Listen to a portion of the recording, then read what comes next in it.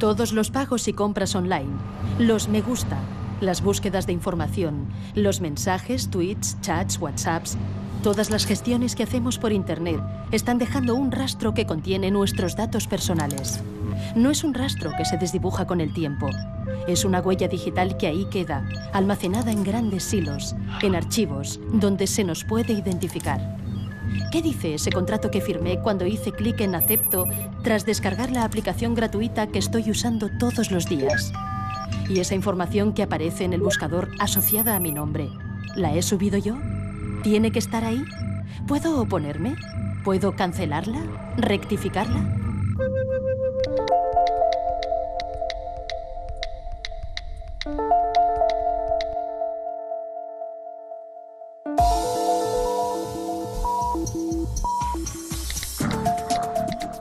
Nos movemos por la red y, por tanto, dependemos de ella.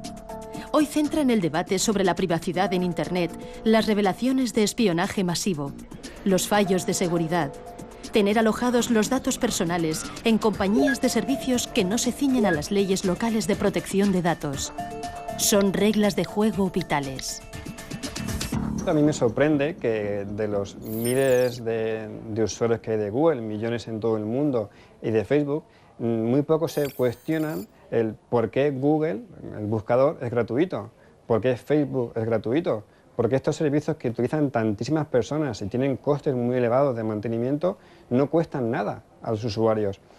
Evidentemente, si no te cuesta nada y tú no eres el cliente, a ver si vas a ser tú el producto. Yo creo que lo que está en juego desde el punto de vista de ciudadano es la gestión que se hace de nuestra propia información y que esa información se utilice para cuestiones adecuadas. Es decir, que utilicen la información para administrarme publicidad de una manera que me resulte menos molesta. Pues seguramente la gran mayoría de la gente diría, oye, estoy de acuerdo, ¿no? Estoy de acuerdo en que intentes darme una publicidad, administrarme la publicidad mejor. Que intentes utilizar esto para saber lo que pienso, para saber si soy peligroso o para saber si tengo posibilidades de convertirme en terrorista, pues hombre, eso es mucho más peligroso. Se regula hacia las empresas, hacia el sector privado, y luego nos estamos dando cuenta que quien tiene la oreja también muy grande son los estados.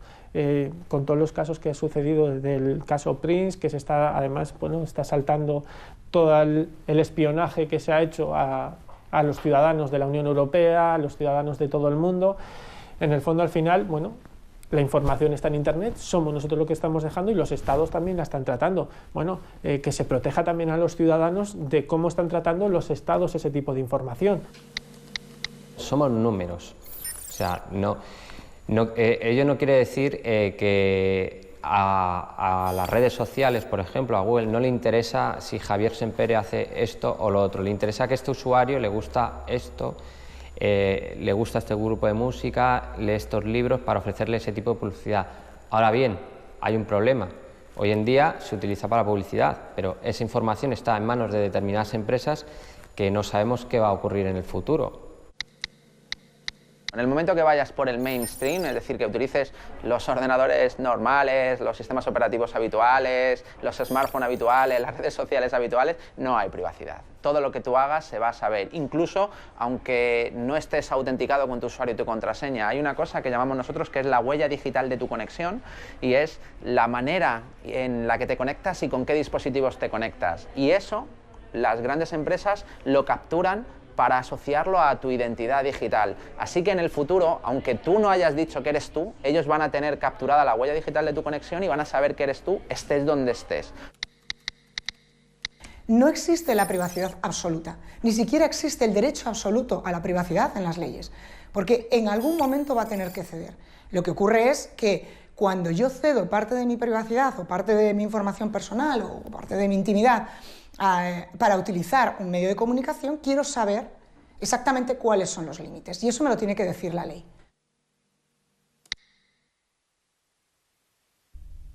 Los datos de carácter personal van mucho más allá del nombre y los apellidos, porque un dato personal es cualquier tipo de información que directamente nos identifica. Pero también es toda aquella información que sin esfuerzos o plazos desproporcionados podría identificarnos. La lista va creciendo. Nuestras técnicas de registro y tratamiento son cada vez más diversas. somos conscientes, yo creo, ni nosotros mismos, de las formas en las que el día a día nos hace identificables. Las IPs, que es cuando nos conectamos en el ordenador, ese número que nos da acceso a Internet es un dato de carácter personal, todo lo que podemos hacer ya por Internet, los rastreos que vamos dejando de las compras que hacemos, de los me gustas que hemos hecho en una red social, los datos genéticos, las huellas en los smartphones pues para acceder, datos biométricos de la propia persona cuando estamos firmando en tablets, pues que dan incluso el trazo que estamos dando, la profundidad, la velocidad del trazo, es decir, hay muchísima información que yo creo que no somos conscientes de ese rastro, ¿no? De que vamos dejando. A lo mejor eres identificable por tu paso, por tu forma de caminar. Un teléfono móvil con su acelerómetro puede grabar una serie de pautas que sean relativamente únicas.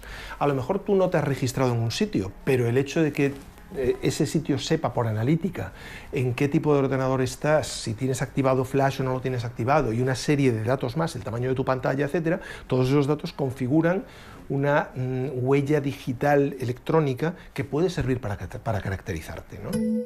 El derecho fundamental a la protección de datos está reconocido por el artículo 18 de la Constitución española, donde se contempla el derecho al honor, a la intimidad y a la propia imagen, y está protegido por la Ley Orgánica de 1999. En España, toda persona tiene el derecho a saber quién, para qué, cuándo y por qué se tratan sus datos personales y a decidir acerca de su uso. Las herramientas para ejercer el control se conocen por las iniciales ARCO, el derecho al acceso, a la rectificación, a la cancelación y a la oposición. Estos dos últimos son los que se aplican cuando se habla en términos generales del derecho al olvido o del derecho al borrado, derechos que se ponderan con otros fundamentales como la libertad de expresión o el derecho a la información.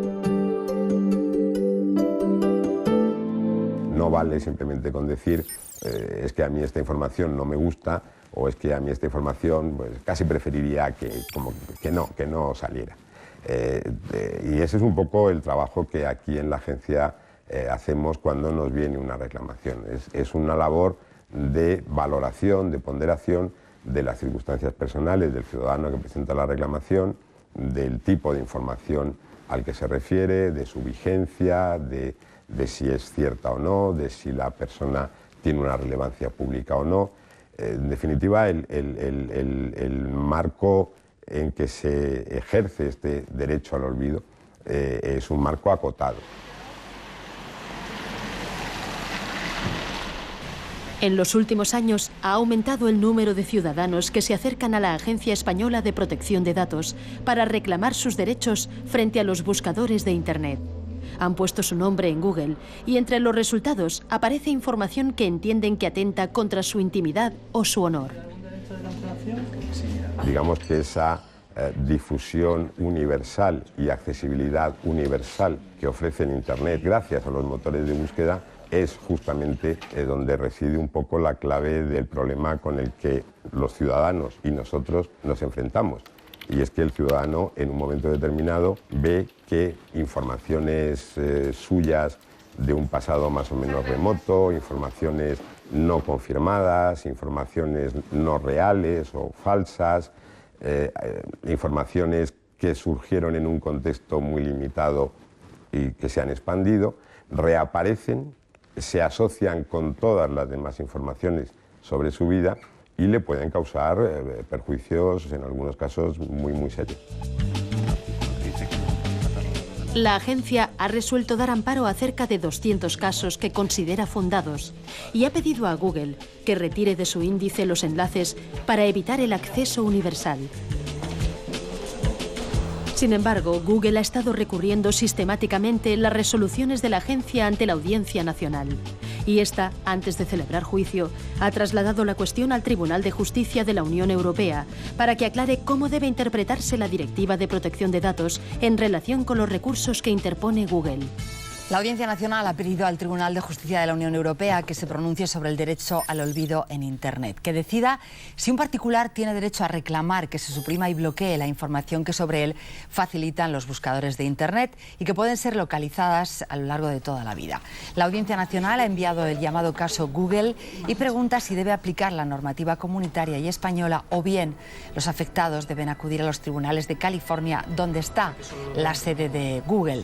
Es la primera vez que este asunto llega a la justicia europea.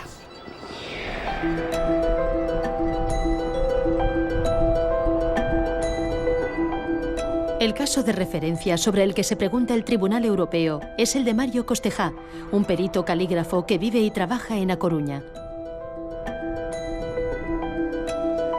Al poner su nombre en Google, sale un enlace que contiene el anuncio de la subasta por impago de un inmueble que Mario tuvo en propiedad con su exmujer.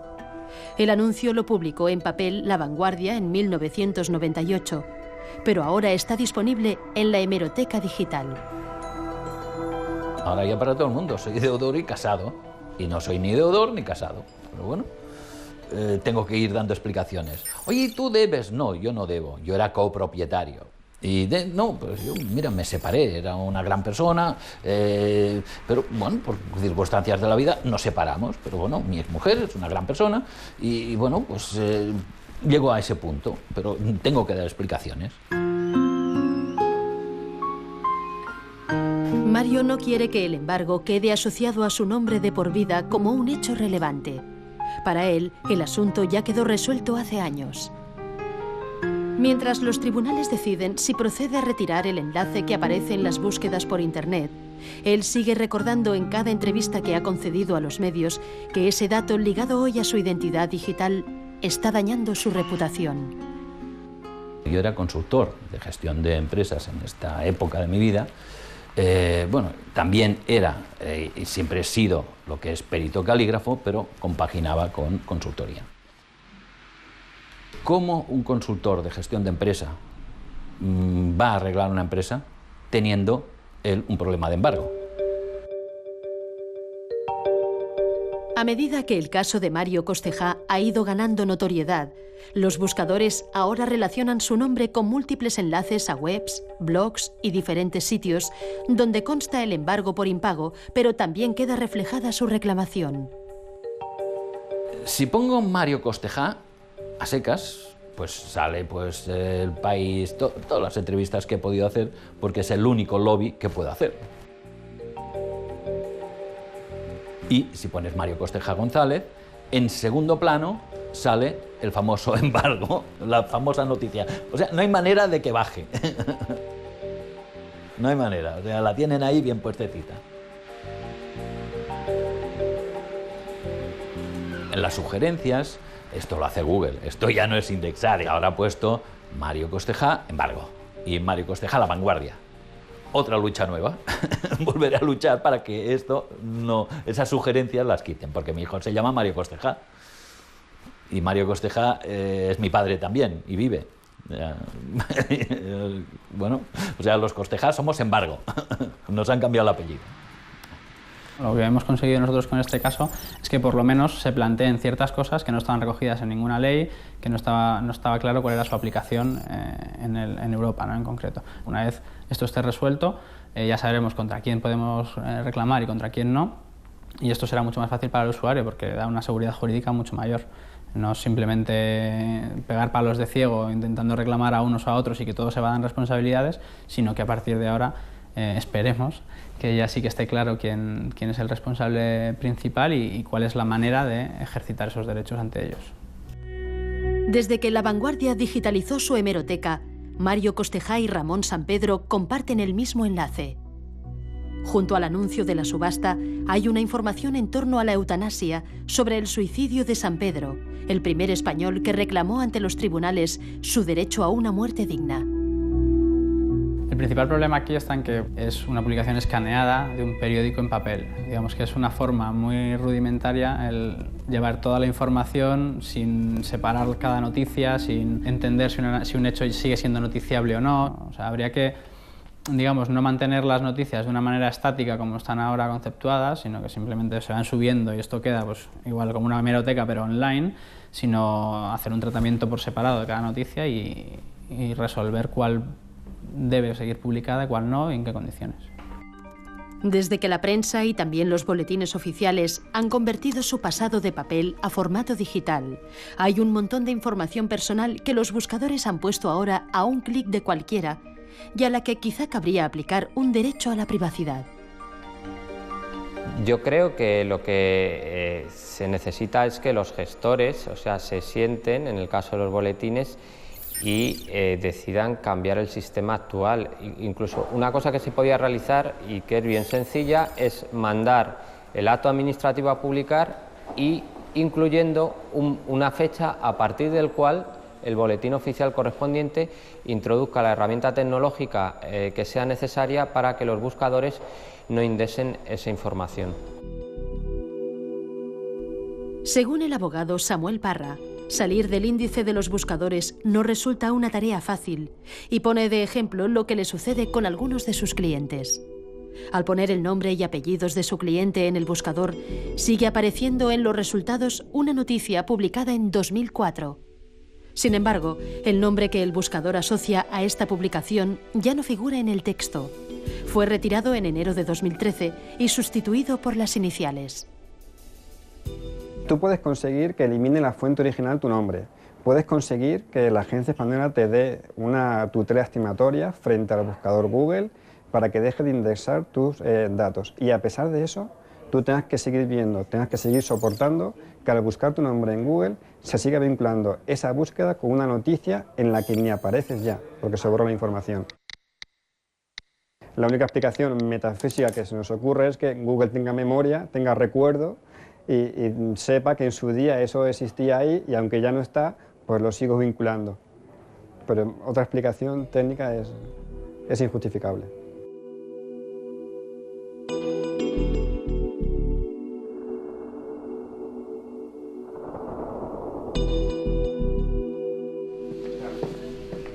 Este programa se ha puesto en contacto con Google para solicitar una entrevista con su representante en España, pero la petición ha sido denegada.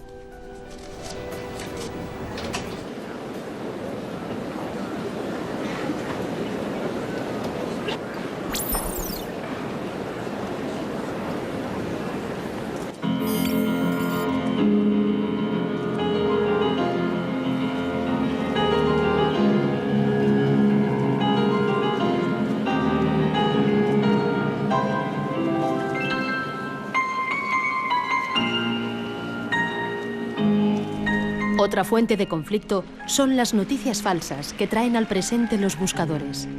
Es lo que le sucede a la exgimnasta Marta Bobo. Cuando participó en los Juegos Olímpicos de 1984, el diario El País publicó que padecía anorexia. Tras digitalizar su hemeroteca, los buscadores encuentran el nombre de Marta Bobo en la noticia y esta aparece entre los primeros resultados.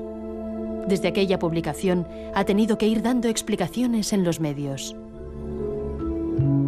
A mí se me identificó con anorexia nerviosa, pero yo nunca la padecí. Quizás el estilo de vida al que estuve sometida durante 6 años, entrenando pues prácticamente todos los días, incluso el año anterior a la Olimpiada, 7-8 horas diarias, un régimen estricto de convivencia en cuanto a horas de descanso, en cuanto a régimen de comidas, en cuanto a visitar a tu familia, días libres, etcétera, y una carga muy intensa de entrenamiento, lógicamente hacen que una persona pues pierda peso, y más que perder peso, lo que hacíamos era prepararnos al 100% para ir a esos Juegos Olímpicos de Los Ángeles. Es falso, yo no tuve anorexia nerviosa, no tenía anorexia nerviosa. Marta hoy es profesora de Educación Física en la Universidad de A Coruña. En 2011, ella y su marido decidieron recurrir al defensor del lector del País, en ese momento Milagros Pérez Oliva, para dejar constancia del perjuicio que causó entonces la publicación en papel y que sigue causando ahora, indexada y asociada a su identidad digital. Bueno, mi pareja, Alberto, y yo nos ponemos en contacto con Milagros y le comentamos el tema, Pero claro, ella en ese momento su preocupación es un poco el litigio que pueda haber entre lo que son prensa escrita o diferentes medios con buscadores, que es un poco ahí donde, porque están tirándose un poco la piedra unos a otros. No, la culpa es del buscador y entonces no, la culpa es de la prensa por haberlo publicado. En prensa dicen, en hemeroteca no lo modifico, no lo cambio porque es histórico. El buscador dice, yo recojo datos y salen ahí tal cual los tienes. Lo que sea falso es problema tuyo, nosotros lo vamos a subir. Claro, empezamos con todo este debate que lo conocen bien los profesionales, y aquí son debates y problemas entre grandes empresas que mueven muchos recursos y qué hace una persona ante esta situación. Bien, Milagros me escucha y utiliza un poco mi caso para hablar de este problema, ¿no? En el artículo, la defensora de El País apunta que deberían tomarse medidas de autorregulación. Por ejemplo, habilitar un espacio en la edición digital para que la persona afectada pueda publicar una nota que quedaría indexada y permitiría que cuando alguien buscase el nombre de esa persona apareciera junto a la información. Tal y como apostilla al final, el derecho al olvido es un gran desafío para los medios. Si mi vida estuviese ahora dependiendo de esto a nivel personal, a nivel psicológico, a nivel profesional, a nivel familiar y me viese muy afectada, estaría totalmente indefensa porque o tengo mucho dinero para poder luchar contra el bufete de abogados que pueda tener Google o uno de los grandes buscadores y tengo mucho dinero para poder luchar contra el gran bufete de abogados que pueda tener el país, o si no, yo no puedo resolver este tema.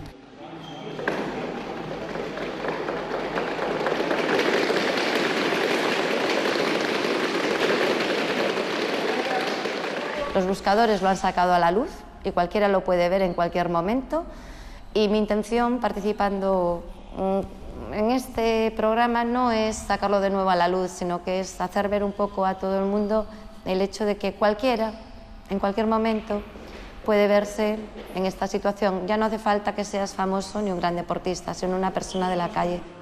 Por lo tanto, a veces es una tristeza decirlo, pero es casi como una resignación. Las noticias que sean obsoletas y que hayan perdido la frescura, que de hecho en los tiempos que corren es algo que ocurre con mucha rapidez, esas noticias deberían pasar a un estado en el cual se debería mantener la hemeroteca, porque existe ese derecho a informar y a recibir información, pero en la hemeroteca del periódico, no en Internet. Es decir, un acceso restringido de forma libre por los usuarios, pero que no acceden a los buscadores, porque el principal problema aquí aparece en los buscadores. Si alguien quiere buscar información sobre una persona que aparece en los medios, debe tener ese derecho a acudir a la hemeroteca del periódico y buscarlo, no acudir a Google y buscarlo, que es lo que sucede ahora mismo.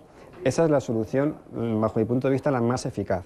Como digo, concilia el derecho a informar con el derecho a la privacidad o la protección de datos de las personas. La agencia española fue anfitriona en 2009 de la Conferencia Internacional para lograr el compromiso de estándares internacionales en cuanto a la protección de los datos y la privacidad. Pero la realidad es que las leyes siguen siendo de ámbito local. Internet no conoce fronteras y va a toda velocidad, sin duda más rápido que las leyes. La Directiva Europea de Protección de Datos es de 1995, fecha en que los teléfonos solo servían para llamar. Hoy tenemos smartphones, buscadores, redes sociales y nubes donde alojamos información vital. Las encuestas dicen que más de un 70% de los europeos está preocupado porque siente que ha perdido el control sobre sus datos. Europa está en pleno debate sobre el nuevo reglamento que pone al día la directiva y armoniza las reglas de juego para todos sus países miembros. Entre las novedades destaca que las compañías que operen en Europa deberán respetar las leyes locales. Se tendrá en cuenta un derecho al borrado, es decir, a la cancelación y oposición de datos personales, y se potenciará la privacidad por defecto o desde el diseño.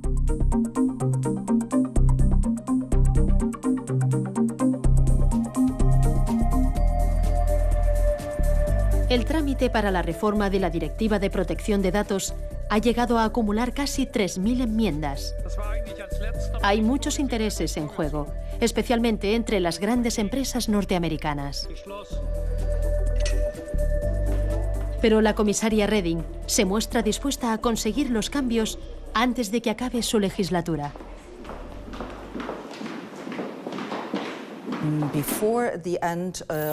Antes de que termine la legislatura, eso quiere decir antes de Pascua, el Parlamento Europeo y el Consejo conseguirán una ley común. Ya ven que hay partidos políticos diferentes en el Parlamento y que aún así han conseguido superar las diferencias para centrarse en las líneas maestras.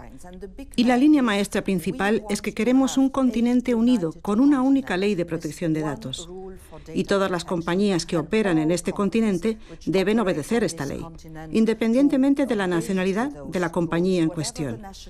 Y cada ciudadano tiene derecho a que sus datos personales estén protegidos. Eso es lo que queremos y eso es lo que debemos conseguir. Es necesario que todas aquellas compañías que están fuera de la Unión Europea pero que vienen a dar servicios a ciudadanos comunitarios cumplan con las mismas reglas que tenemos nosotros. Eso generará mucha más seguridad jurídica a los usuarios. Cuando alguien se baja una aplicación de Internet no sabe si es española, si es americana, japonesa, china, australiana, únicamente la quiere utilizar. Por tanto, es necesario que la ley le proteja también. Por tanto, es necesario que ese proveedor de servicios que le da el servicio tenga que cumplir con la misma normativa que cumplen las compañías europeas. Para una red social como Twenty, que tiene que atenerse a las leyes españolas, puesto que su sede está en España, la reforma de la directiva es una buena noticia. Su modelo de negocio, desde el origen y por defecto, no cede los datos a terceros ni son indexados por los buscadores. Muchos adolescentes que usan Twenty se ven así protegidos. El usuario, al momento de registrarse en nuestro servicio, nos facilita una serie de datos de carácter personal. Nosotros le informamos, conforme a la ley, de cuál es la finalidad de ese tratamiento de datos de carácter personal y en cualquier momento el usuario puede cancelar, acceder, rectificar o cancelar esos datos de carácter personal. Y le informamos que podría recibir una serie de publicidad en base a esos parámetros que nos ha facilitado, pero que en cualquier momento el usuario puede llevarse esos datos, cancelar esos datos y dejar de que estén disponibles en la plataforma. Si cada persona que considera que su privacidad no está protegida en una red social como Facebook eliminara su perfil, probablemente Facebook cambiaría eso. De hecho, lo ha hecho. Ha cambiado de la privacidad cero, ha pasado a la privacidad por defecto. Tiene unas pestañas relativamente asequibles para un usuario medio de Internet en las que puede ir configurando si quiere bloquear a un usuario, si quiere abrir a sus amigos solo o a los amigos de los amigos. Tiene muchas pestañas relativamente sencillas de visualizar. Ahora bien, ¿podría ser más sencillo? Por supuesto. Se pretende caminar actualmente hacia una privacidad en el diseño porque se ha entendido, y así es correcto, que es como deberían configurarse las plataformas. Yo quiero insistir en el asunto de que eso como plano teórico es maravilloso, es fabuloso, pero en el plano práctico no funciona así. Es decir, un ejemplo muy claro lo tenemos por ejemplo en Google. Google hace poco, hace unos días, unas semanas, anunció en su buscador que ya va a modificar sus políticas, de forma que ahora los usuarios de su red social Google Plus, si tenían colocada información personal, como su foto de perfil por ejemplo, sí va a poder utilizar esa información para anuncios de la propia Google, ¿no? Decía Google, bueno, si no quieres que esto sea así, tienes una casilla en tu perfil que puedes indicar que no quieres. El problema es que esa casilla viene marcada por defecto. Entonces, todos por defecto hemos consentido a que esto sea así. Y tenemos que hacer el esfuerzo de indicarle a Google que no quiero que sea así. Lo cual requiere entrar en tu perfil, a tu panel de configuración y desmarcar la casilla que Google marcó por mí. Esto es precisamente lo contrario a la privacidad en el diseño. Tendría que haber sido una casilla desmarcada y si el usuario quiere efectivamente consentir ese tratamiento, pues la marca. Videocurrículum Carlos Muñoz. Acción. Soy Carlos Muñoz, comunicador audiovisual. Toma 2. Y me necesitas. Buena. Necesito una imagen para empezar. A ver. Esta no está mal. Simboliza cómo me siento, pero... Mira, mejor no. ¡Mi currículum visual! Hola, mi nombre es Lola Jiménez Domínguez. Soy de Córdoba, de un pueblecito llamado Montalbán. Pero actualmente vivo en Granada, donde estudio cuarto curso de la licenciatura de Psicología. Tengo mi ESO, mi bachillerato de Ciencias, mi primero de Lingüística, que te vayas a pensar. So that's me, Mark Larouste, half English, half French, born and raised in Fond-de-France. Hola, muy buenas tardes. No vengo a pedir dinero, solo voy a cantar mi currículum.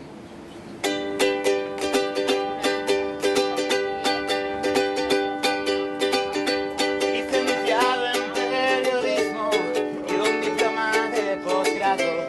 He traído aquí doblado por si usted lo quiere ver. Hola, soy Carlos López, técnico en sistemas microinformáticos y redes, y estoy buscando un trabajo donde poner en práctica todos mis conocimientos. Cuidar la reputación digital teniendo en cuenta que no estar es malo. Si tú en tu currículum dices que eres experto en realización televisiva, tiene que aparecer tu nombre vinculado a las palabras realización televisiva en una búsqueda. Si no, es que no eres tan experto. No has dicho nada relevante, no estás vinculado realmente a ese campo, digamos, ¿no? ¿Cuál es el problema? Que hasta ahora mucha gente decía, no, yo lo que quiero ser es muy discretito, ¿no? Pues el pensamiento tradicional de yo quiero ser muy discreto no funciona. Entonces, lo que tenemos que hacer es una gestión proactiva de nuestra imagen. Hace muchos años, cuando las comunicaciones por tierra no eran sencillas, nos preocupaba la reputación en nuestro entorno, en nuestro pueblo, porque tú antes para irte a trabajar a otro sitio, era muy difícil porque todo el mundo te iba a conocer.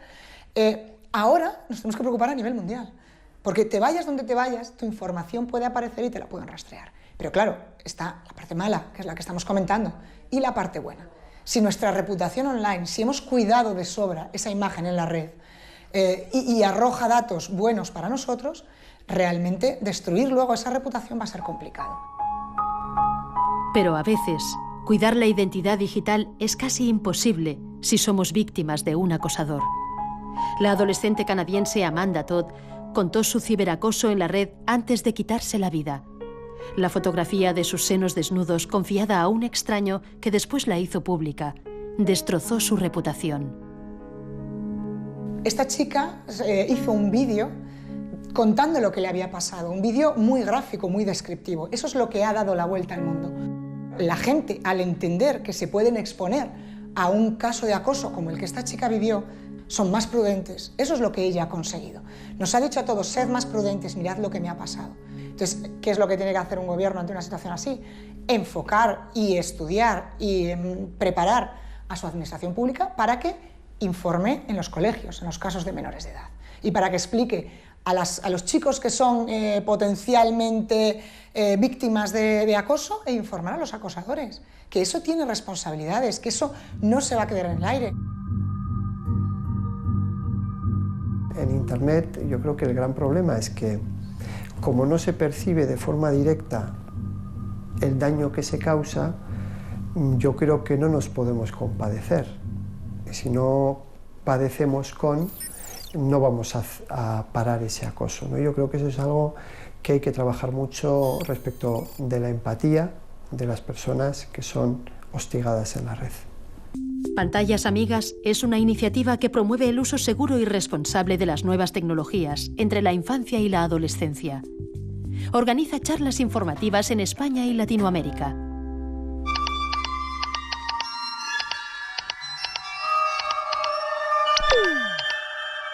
¿Ah?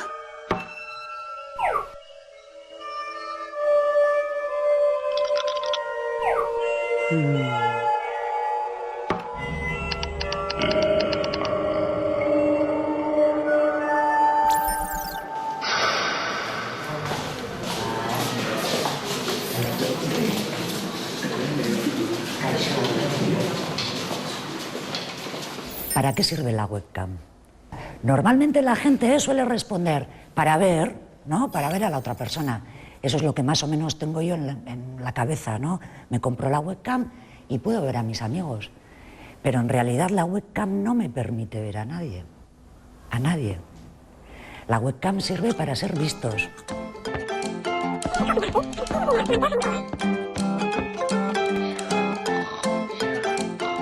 ¿Cuántas fotos tenéis que salen personas que no sois vosotros, ¿no? Y a las que no les habéis pedido consentimiento? ¿Vas a subir esa foto a internet? Claro. ¿Te has preguntado si a los otros que aparecen en la foto les apetece que esa imagen esté colgada por ahí? ¿Cuántas fotos tenéis? ¿Quién tiene más de 100? ¿Quién tiene más de 200?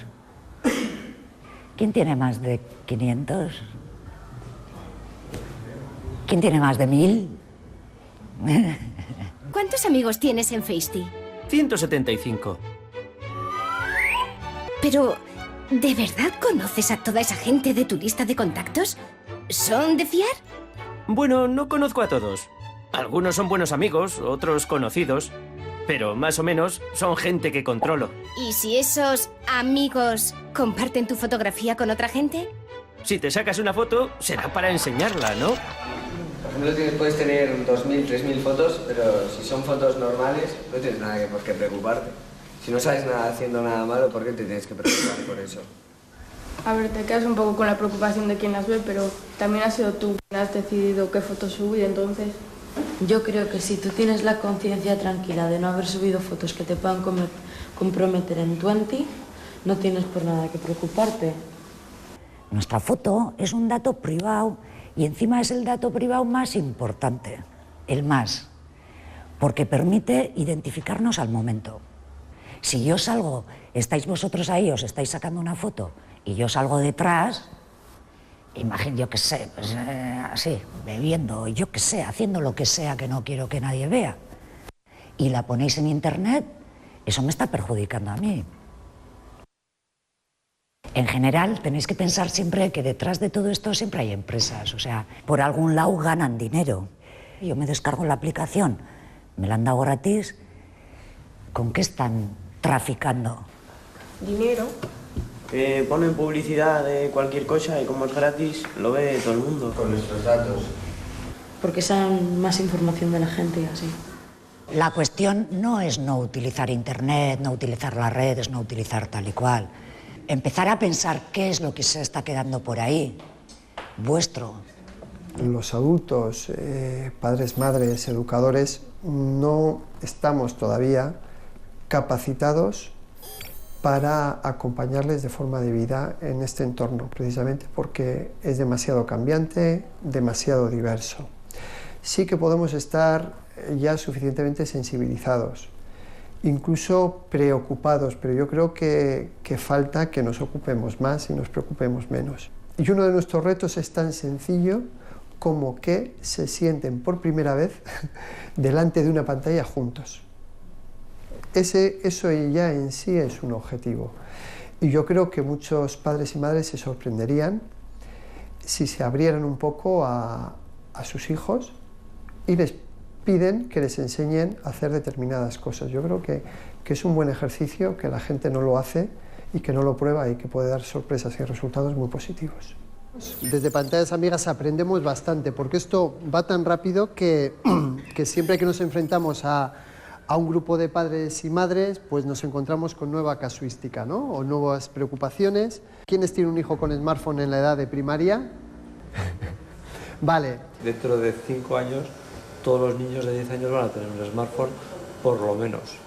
Hoy en día en la calle, en Bilbao, hombre, si vas a un pueblo remoto, no, pero en Bilbao, vamos, en los bares, en McDonald's, los niños se comen una hamburguesa y tienen ahí un cartel wifi gratis. Es que no tienen necesidad de tener un móvil, sí, pero ¿para qué le ponemos la conexión a internet? Es culpa nuestra. Es que mi hijo tiene un smartphone. Pues no, pues culpa tuya, no le compres. Si solo tiene 11 años, ¿para qué necesita un pedazo de móvil? Hay que tener en cuenta que le estamos dando un coche que corre mucho a un chaval que apenas ha dado 2 clases prácticas. Como lo regala Ferrari, toma coche, ¿no? Como todo el mundo más o menos, bueno, pues sí, pero más o menos el chaval ya se apaña, bueno, ya. Pero tú estás permitiendo que te conduzca ese Ferrari. ¿Te parece que es proporcional? Fijaros lo que llevamos en el móvil. Igual los chavales menos, pero las personas adultas llevamos cosas importantísimas, privadas y de todo tipo. Y sin embargo estamos instalando aplicaciones que sin saberlo, posiblemente porque le hemos dado sí, le estamos dando permiso a acceder a un montón de datos, a nuestra agenda, a nuestra localización. En el móvil tenemos mucha información concentrada y cargamos aplicaciones que están especializadas en ser gratis y funcionar bien para analizarte todo lo que tienes. Y los chavales... Entonces, yo creo que tener un smartphone requiere una reflexión importante, porque te da acceso a todo eso, a lo que ya era Internet, absolutamente, más a un canal, entre comillas, oculto, sin falta siquiera de conexión de datos, que es WhatsApp vía wifi. Llevo como 2 semanas recibiendo, por ejemplo, que me quieren vender un seguro o me quieren vender algo de gente que no conozco, pero me llega por vía WhatsApp. ¿Y eso? Claro, te llega a WhatsApp porque alguien tiene tu teléfono. ¿Qué eso qué es? ¿Marketing ahora? ¿Empiezan a vender y atacar todo vía WhatsApp o...? Tienen tu número de móvil, de alguna manera lo han conseguido y te están mandando publicidad vía WhatsApp, porque solo necesitan tu número de móvil. Por eso mismo a vuestros hijos les puede llegar cualquier cosa de alguien que simplemente haya conseguido su número de teléfono, ¿vale? Sin que os enteréis y en cualquier momento. Os cuento un caso. Esta era una chavala de Madrid, universitaria, pues se había medio enrollado con alguien en una red social, se dieron los teléfonos, el tema siguió por WhatsApp, no se vieron nunca, y en algún momento, yo no sé si el chico lo hizo antes o simplemente ella lo hizo en un momento determinado, le mandó imágenes íntimas, y luego se empezó a cuestionar, porque el chico no quería quedar con ella y teóricamente vivían cerca, se empezó a cuestionar que quién sería ese chico, y sus amigas le decían, bueno, ¿y ese tío quién es? Que no quiere quedar contigo. Y entonces se dio cuenta que había sido víctima de un engaño, pero no podía denunciar nada, porque no le consta que hubiera amenazas ni chantaje de publicar las fotos, no le consta que hayan sido publicadas y tampoco fueron robadas, ella las dio voluntariamente, por lo tanto no tenía nada que denunciar. Una chavala, estamos hablando, con cierto nivel socioeconómico, vamos a decir, y cultural, cayó en esa trampa tonta sin apenas darse cuenta, ¿no? Su equivocación no fue tener Facebook, ni Twitter, ni WhatsApp, ni nada parecido. Su equivocación fue confiar en un desconocido. Y eso es lo que tú tienes que enseñar a tu hijo, de 8 años, de 10, de 15 o de 25. Y esa es la lección que tiene que llevar aprendida. Igual que no, si un señor le habla por la calle y le da caramelos, lo que tienes que enseñar es que no los coja. Si un tío de Facebook te dice que voy a ser tu amiguito y te voy a regalar un perrito, pues tampoco te lo tienes que creer. El problema no es por qué vía se está transmitiendo. El problema es que tú lo que le tienes que enseñar es eso, sea por internet, sea por la calle, o sea, porque entonces tampoco le dejas salir a la calle, nunca. Tienen que aprender, yo entiendo, a dar valor a la privacidad, a la suya y a la de otras personas. Tendréis tapados todo la webcam, ¿no? Eso es de primero de pantallas amigas, tapar la webcam. Porque en cualquier momento podemos tener un bicho que nos esté grabando. Un bicho, quiero decir, un programa que nos activa la webcam, incluso nos apaga la luz, que es la que nos avisa que está encendida, y que está grabando y transmitiendo lo que la webcam está enfocando. La webcam siempre hay que tenerla tapada. Y aún así hay chavales y chavalas que hacen shows a través de la webcam sin ser conscientes de que al otro lado hay alguien que lo está viendo, pero que además lo está grabando y que luego te va a chantajear. La mayor amenaza para la seguridad de nuestra información, de nuestros datos personales, somos nosotros mismos. Es decir, muchas veces es el propio usuario el que, por descuido, por dejadez, por ignorancia, por no comprender el funcionamiento de determinados programas, libera demasiada información personal y pone sus datos a disposición de los demás y, en cierta manera, se pone a sí mismo en riesgo. A cada servicio que se ofrece en Internet, entre los cuales están las redes sociales, dispone unas condiciones de uso y unos acuerdos de privacidad. Por norma general, eso debería ser lo primero que cada usuario lee. Por desgracia, la realidad dice todo lo contrario. O sea, no leemos esas condiciones de uso ni esos acuerdos de privacidad, con lo cual realmente no sabemos qué pasa con nuestra información, no sabemos qué datos podemos o no podemos facilitar y, lo que es más importante, no sabemos quién está recabando los datos y qué está haciendo con ellos. La privacidad y la seguridad necesariamente van de la mano en Internet. En la Universidad Europea de Madrid se celebra una sesión sobre ciberamenazas y ciberdefensa. Entre los expertos, además de miembros de la Policía y la Guardia Civil, interviene Chema Alonso, un especialista en encontrar dónde y cómo fallan los sistemas. En Internet hay un montón de gente mala que está aprovechándose de los datos de ciudadanos normales que no están tomando las precauciones adecuadas para cometer delitos. Aquí en España, por ejemplo, tenemos una legislación que obliga a identificarse cuando tú vas a comprar un teléfono móvil, después de los atentados que tuvimos en Madrid el 11 de marzo, y tenemos una legislación que cuando tú te sacas una cuenta bancaria, pues tienes que entregar una determinada documentación, ¿vale? Cuando un criminal o alguien con malas intenciones desea saltarse esa protección, pues va a hacer algo tan sencillo como comprar una identidad falsa en Internet. Y esas identidades falsas en Internet se construyen a base de datos de verdad, ¿no? Hemos tenido casos de gente que por descuido ha compartido su documento nacional de identidad por la red Emule y a partir de ese momento le han abierto créditos, le han pedido cuentas bancarias en las que han hecho transferencias de dinero procedente del cibercrimen, etc. Ahí tenemos otro escaneado, aquí tenemos el DNI de Ana, DNI de Mayra, el DNI con los nombres, apellidos, etc. Vale, ya está.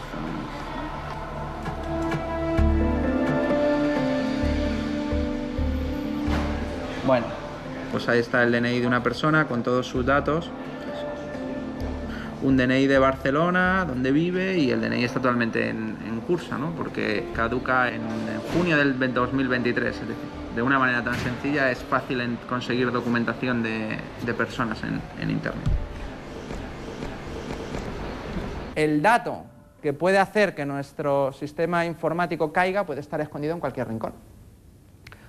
Porque parte de la seguridad de nuestros sistemas recae en los usuarios, ¿no? Había puesto Óscar el vídeo donde le daban un pendrive al usuario. Al final, muchísima de la información crítica de nuestros usuarios está en los ordenadores personales, en los smartphones que tiene personales, en las cuentas de usuario que están desperdigadas por todo el mundo. A día de hoy, prácticamente el 90% de las transacciones que puede hacer un usuario, sea bien comerciales o trámites con la administración, se hacen a través de Internet. Y la gran laguna que tiene Internet, que en todos estos años no hemos conseguido paliar, es el problema de identificación de los usuarios. Prácticamente no hay sistemas que permitan una identificación fiable de los usuarios. Quizás en España estamos muy avanzados en este tema porque disponemos del DNI electrónico con sus certificados, etcétera, etcétera, pero el mundo no funciona con DNI electrónico. Entonces, al final, esa identificación de un usuario se basa en un usuario y una contraseña o en un acceso a través de un código que se genera aleatoriamente, con lo cual es muy complicado saber quién es. Y esa dificultad para identificar al usuario es lo que provoca que sea mucho más sencillo suplantar a una persona. Por ejemplo, para registrarse en cualquier plataforma, en una red social, en la mayoría de las ocasiones lo único que se pide es un correo electrónico. El fallo de seguridad también nos puede venir desde el pasado. Y que un fallo que se cometió 5 años atrás nos afecte a día de hoy. Porque Internet es muy fácil subir cosas nuevas, pero es prácticamente imposible borrar algo que una vez se subió a Internet. Esto lo sabéis, ¿no? Hay muchas empresas cuyo negocio está siendo lo que se llama el archiving, es decir, únicamente copiar datos públicos y almacenarlos por si en el futuro tienen algún valor. De tal manera que esas empresas copian los datos, mañana los datos son eliminados de su fuente original y sin embargo ellos siguen poseyéndolos y cobran valor y relevancia. Y esto estamos viendo que lo están haciendo muchas empresas. Vamos a ver un ejemplo con la Casa Real. En este caso podemos ver la página web tal y como se está publicando el 29 de octubre. Si queremos mirar qué es lo que se ha pedido quitar de los buscadores con el fichero robots.txt, podremos descubrir que hay una URL dentro de la dirección ex_familia_real/Urdangarín que se ha pedido eliminar. Haciendo una sencilla consulta en el buscador como casareal.es y pidiendo las direcciones de las URLs de esas direcciones, pues vemos que aparece únicamente una, pero sin embargo tenemos la opción de repetir la búsqueda y ver los resultados que se han omitido. Si echamos un ojo ahí, vemos que aparece una lista con direcciones que ya no están indexadas, como se puede ver, no se puede ver el contenido, pero sigue apareciendo la dirección de Internet. Si entramos a una de ellas, vemos que ha sido eliminada directamente del servidor web de la Casa Real, pero este no es el único sitio donde se copia un contenido en Internet, así que basta con copiar esta dirección y utilizar un servicio de archivado de páginas web, como este que tenemos aquí, que es archive.org.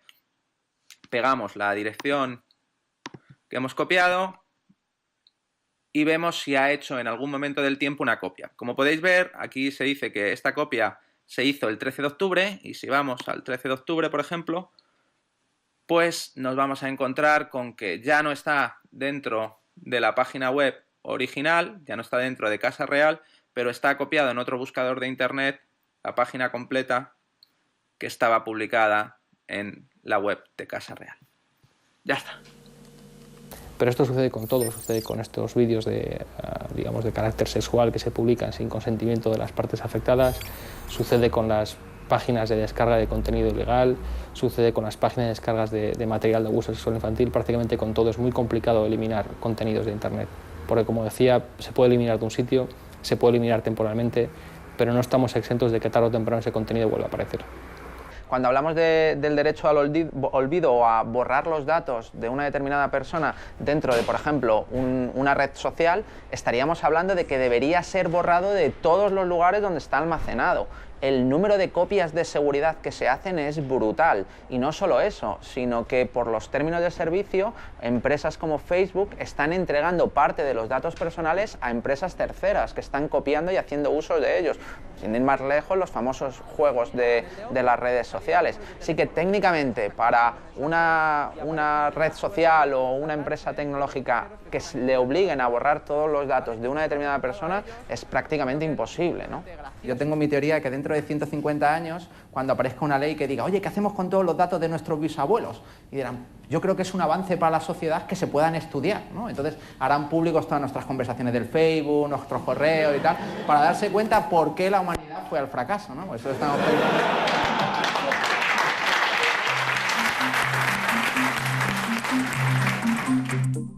Las estadísticas nos dicen que ya hay unos 6 millones de españoles que viven conectados a la red las 24 horas.